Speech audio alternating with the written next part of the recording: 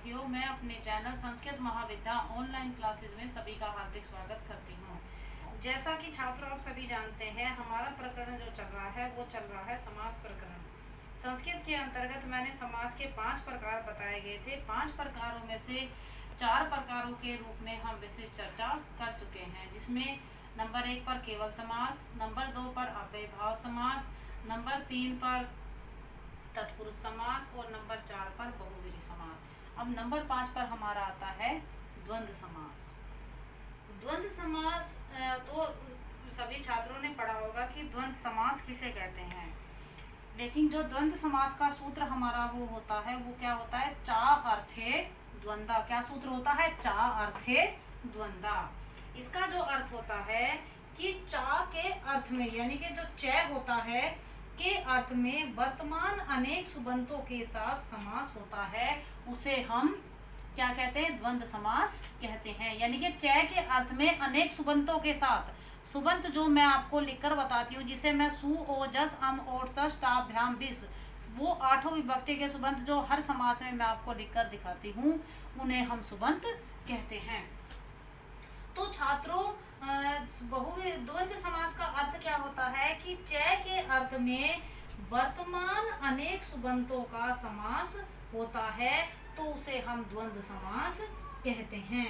द्वंद्व समास के अंतर्गत क्या है कि जिस समास में दोनों पद प्रधान होते हैं, दोनों पद यानी कि जो भी दो हम शब्द लेंगे, दो पद लेंगे, वो दोनों प्रधान होते हैं तथा विग्रह करने पर चय से जुड़ते हैं, उसे हम द्वंद्व समास कहते हैं। जैसे उदाहरण के लिए दोनों पद प्रधान होते हैं, जैसे माता पिता, दोनों पद हमारे जीवन में प्रधान होते हैं, क्योंकि माता का भी हमारे जीवन में महत्व होता है और पिता का भी।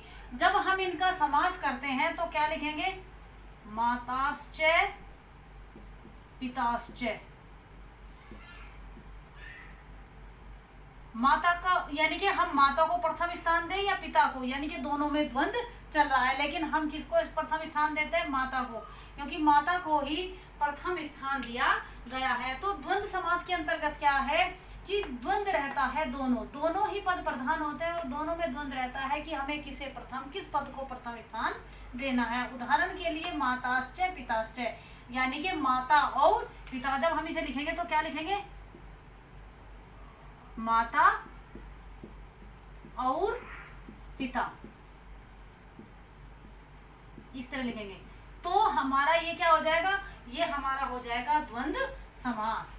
द्वंद्व समास के अंतर्गत क्या है कि द्वंद्व समास को समुच्चय, अनवाच्य, इतरेतर, योग और समाहार, ये 4 जो हैं चय निपात के अर्थ होते हैं। जो 4 मैंने आपको बताया कौन कौन से? समुच्चय, अनवाच्य, इतरेतर, योग और समाहार, ये जो 4 होते हैं, ये समास के एक तरीके से द्वंद्व समास के अंतर्गत समास के रूप होते हैं। जैसे नंबर 1 पर मैंने आपको क्या बताया? समुच्चय। सबसे पहले हम जान लेते हैं कि समुच्चय किसे कहते हैं। समुच्चय हमारा वो होता है कि जिसमें अनवाच्य इतरेतर के योग से, यानी कि परस्पर निरपेक्ष अनेक पदार्थों का एक से अन्वय होता है, वह समुच्चय कहलाता है।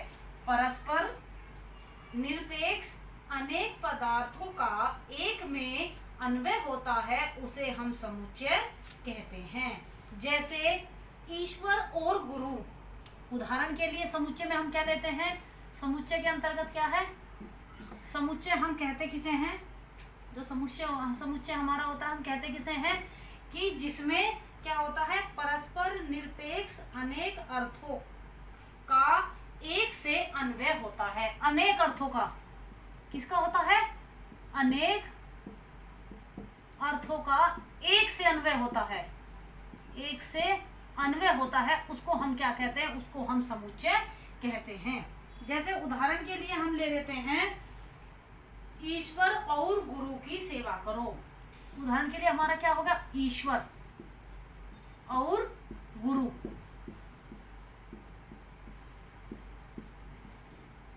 अनेक अर्थों का जिसमें एक अन्वय होता है, उसको क्या कहते हैं? उसको समुच्चय कहते हैं। जैसे ईश्वर और गुरु की सेवा करो, उनकी वंदना करो। यहाँ पर ईश्वर और गुरु दोनों पदार्थ जो दोनों पद हमारे दिए हैं, ईश्वर और गुरु जो दोनों पद हमारे दिए गए हैं, इसमें क्या है कि इसमें स्वतंत्र रूप से अन्वय है, क्योंकि यहाँ पर दोनों का भजन करने के लिए कहा जा रहा है कि ईश्वर का भी भजन करो और गुरु का भी भजन करो, ईश्वर का भी ईश्वर का भी सम्मान करो और गुरु का भी सम्मान करो। तो इसलिए यहाँ पर दोनों पद जो हैं हमारे स्वतंत्र रूप से अन्वय होता है।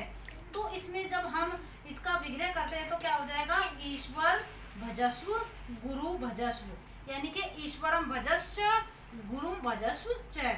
इस प्रकार से दोनों जो पद हमारे हैं उनका क्रिया से अन्वय होता है। ये दोनों पदार्थ एक दूसरे की अपेक्षा नहीं रखते, इसी हेतु इन्हें जो है हम दोनों को परस्पर निरपेक्ष के रूप से समुच्चय कहते हैं। जैसे ईश्वर को भजना, गुरु को भजना, ईश्वर की वंदना करना, गुरु की वंदना करना, ईश्वर का ध्यान करना, गुरु का ध्यान करना। तो इन दोनों को ही एक पद में अनेक अर्थों के द्वारा एक ही अन्वय में संबोधित किया गया है। तो इसलिए ये हमारा क्या होगा, समुच्चय का उदाहरण हो गया।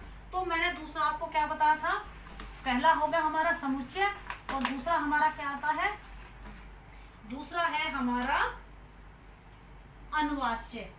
अनुवाच्य हम किसे कहते हैं, अनुवाच्य जो है जब एक का गौण रूप से अन्वय होता है, यानी कि अनुवाच्य क्या होता है हमारा,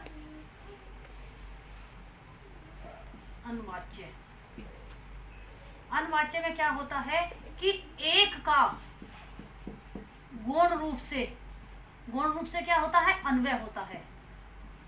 एक का गौण रूप से अन्वय होता है, उसे हम क्या कहते हैं, अनुवाच्य कहते हैं। अनुवाच्य के अंतर्गत क्या है, उसमें भिक्षा मठ गाम अंचान्य। तो इसके अंतर्गत क्या होगा, अनुवाच्य के अंतर्गत कि भिक्षा को जाओ और गाय को लाओ, यानी कि भिक्षा लेने के लिए जाओ और यदि भिक्षा रूप में आपको गाय मिलती है तो गाय को लेकर आओ। तो इसमें ये क्या हो गया कि यहाँ पर च से अनुवाच्य के अंतर्गत क्या है, भिक्षा को जाओ और गाय को लाओ। पहले हम ये देखते हैं, भिक्षा को जाओ और गाय को लाओ।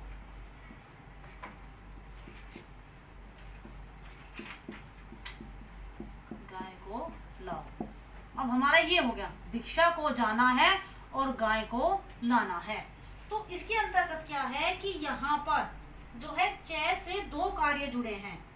च से दो कार्य क्या जुड़े हैं, भिक्षा को जाना है और गाय को लाना है। ये दो कार्य होगा, भिक्षा को भी जाएगा और वहां से गाय को लेकर आएगा। तो यहाँ पर क्या है कि अनुवाच्य के अंतर्गत क्या है कि भिक्षा के साथ दो कार्य जुड़े हैं। भिक्षा में जो हमारा च लगा हुआ है यानी कि और है, इसमें क्या है कि इस च के लगाने से हमारे दो कार्य पूर्ण हो रहे हैं।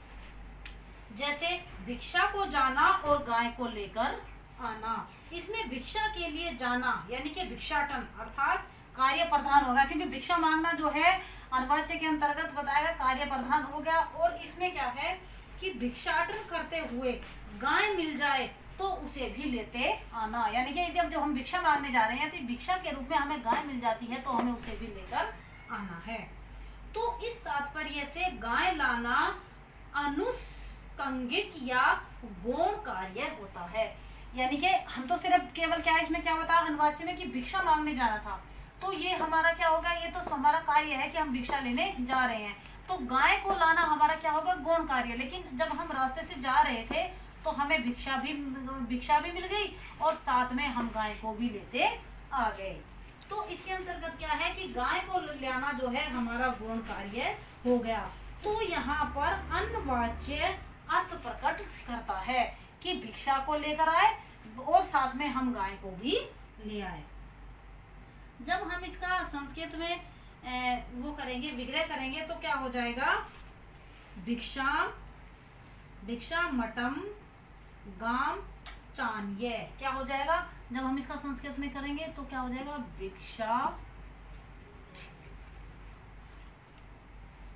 भिक्षा मटम गाम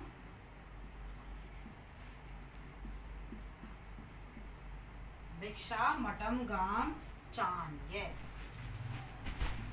चान्य भिक्षा मटम गाम, भिक्षा मटम यानी कि भिक्षा मांगने, मटम माने जाओ, चा और गाम आन्य गाय को भी ले आओ। यानी कि अन्ववाच्य के अंतर्गत क्या होगा कि यदि आप भिक्षा मांगने जा रहे हो और वहां से गाय मिल जाए तो गाय को भी ले आओ। यानी कि इसमें क्या है कि एक गुण के साथ, इसमें मैंने आपको क्या बताया अन्ववाच्य में कि एक गुण के रूप से अन्वय होता है। यानी कि हमारा एक कार्य जो है गुण है, भिक्षा मांगने तो हम जा रहे हैं, ये तो हमारा प्रकट हो गया, लेकिन गाय को लेकर आना हमारा क्या होगा, गुण कार्य होगा, तो इसलिए हमारा ये अन्ववाच्य हो जाता है।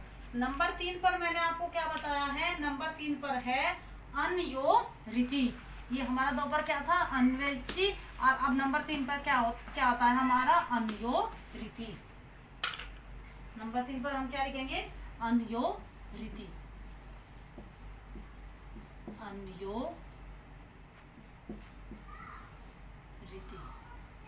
अन्योरिति के अंतर्गत क्या है कि रीति नहीं, रीति, अन्योरिति।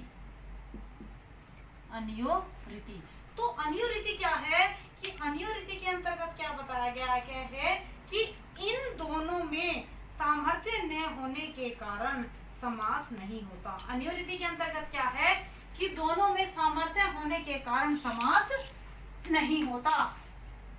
इसमें हमारा क्या है कि जब जो समुच्चय और अन्ववाच्य के अंतर्गत जो मैंने बताया कि समुच्चय और अन्ववाच्य का जो मैंने बताया है, इसके अंतर्गत क्या है कि समुच्चय और अन्ववाच्य इन दोनों अर्थों में सामर्थ्य न होने के कारण समास नहीं होता। तो समुच्चय में दोनों पदार्थ निरपेक्ष रहते हैं और सामर्थ्य में दोनों सापेक्ष रूप से कार्य करते हैं, इसलिए इसमें सामर्थ्य नहीं होता। अन्ववाच्य के अंतर्गत क्या है कि एक अर्थ गुण रहता है, दोनों समकक्ष नहीं रहते। इसके अंतर्गत क्या है कि एक जो है गुण रहता है, दोनों कार्य नहीं करते। इसमें क्या है कि अन्योरिति के अंतर्गत क्या बताया गया कि जहां अनेक पदार्थों का एक दूसरे के प्रति आकांक्षा होने पर संबंध होता है, उसे हम सामर्थ्य कहते हैं, वही समास होता है।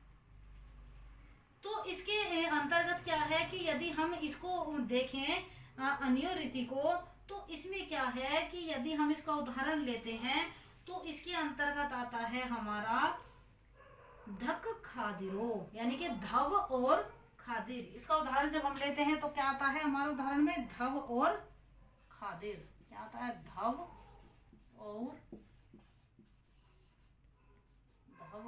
खादिर, धव और खादिर। तो इसमें क्या है, धव और खादिर के अंतर्गत कि आपस में मिले हुए पदार्थों का एक रूप से अन्वय होता है तो उसे इत्येतर योग कहलाता है।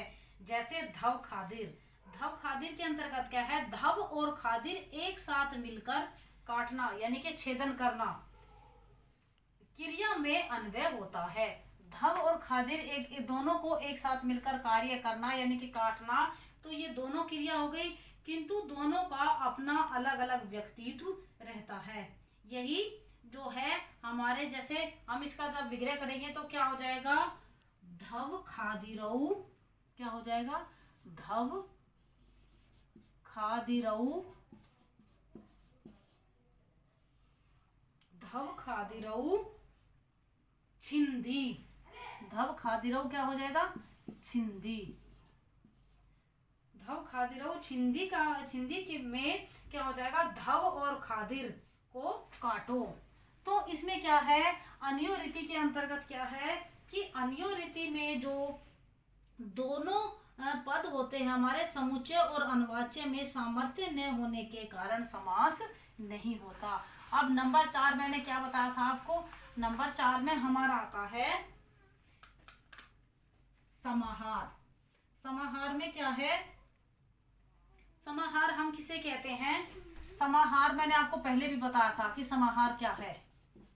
नंबर 4 में द्वंद्व के अंतर्गत हमारा क्या आता है? समाहार।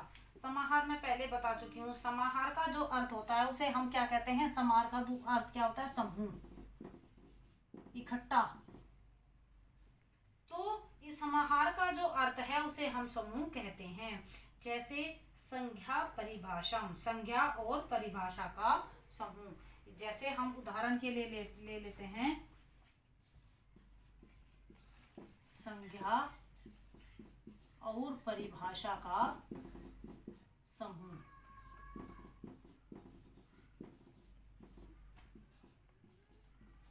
और संज्ञा और परिभाषा का समूह। जब इसमें हम विग्रह करेंगे तो क्या हो जाएगा? संज्ञा परिभाषम। संज्ञा परिभाषम क्या हो जाएगा? संज्ञा परिभाषम। संज्ञा और परिभाषा का समूह क्या होगा? संज्ञा और परिभाषा का समूह। तो इसके अंतर्गत क्या है कि यहाँ पर संज्ञा और परिभाषा को समुदाय के रूप में एक मान लिया गया है। संज्ञा और परिभाषा को जो है समुदाय की दृष्टि से हमने एक मान लिया है। और साथ में जब इनका निजी व्यक्तित्व समुदाय से तिरोहित होता है तो और समुदाय का ही अन्य अर्थ के साथ अन्वय होता है।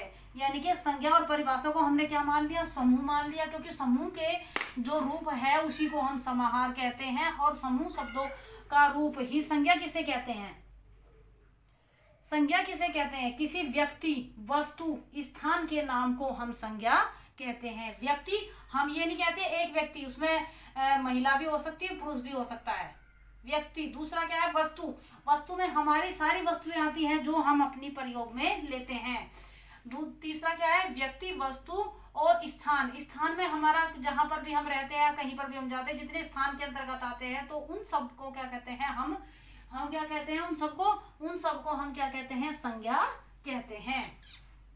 तो मैंने आपको बताया कि द्वंद्व समास के अंतर्गत जो है दोनों समास, जिस समास के दोनों पद प्रधान होते हैं तथा विग्रह में च से जुड़ते हैं, यानी कि विग्रह में च शब्द का प्रयोग किया जाता है, उसे हम द्वंद्व समास कहते हैं। द्वंद्व समास जो है समुच्चय, अन्वाच्य, इतरेतर योग और समाहार से 4 रूप में प्रयुक्त किया जाता है। यानी कि च के द्वारा इसे हम 4 रूप में प्रयुक्त करते हैं। 4 रूप मैंने कौन कौन से बताए? मैंने आपको एक बताया समुच्चय, अन्वाच्य, इतरेतर योग और समाहारा। तो द्वंद्व समास के अंतर्गत मैंने आपको 4 रूप बताए हैं। इतरेतर, दूसरा आपको बता अन्वाच्य, समुच्चय और समाहार, ये 4 प्रकार बताए हैं। और द्वंद्व समास के अंतर्गत क्या है कि हमेशा च का प्रयोग किया जाता है। द्वंद्व रहता है कि किस पद को हमें पहले स्थान देना है। तो छात्रों, द्वंद्व समास के अंतर्गत आज हम इतना ही पढ़ेंगे। इससे विषय में हम आगे चर्चा कल करेंगे। तो छात्रों, आप मेरे चैनल को लाइक और सब्सक्राइब करना ना भूलें। साथ ही यदि मेरी वीडियो अच्छी लगती है तो उसको देखने के साथ साथ लाइक भी करना ना भूलें। और सब्सक्राइबर के बराबर में जो बेल आइकन यानी कि घंटी का निशान बना हुआ है उसको भी दबाना ना भूलें। यदि आप उसको बेल आइकन को दबाएंगे तो मेरे नेक्स्ट आने वाली वीडियो का नोटिफिकेशन आपको मिलता रहेगा। धन्यवाद।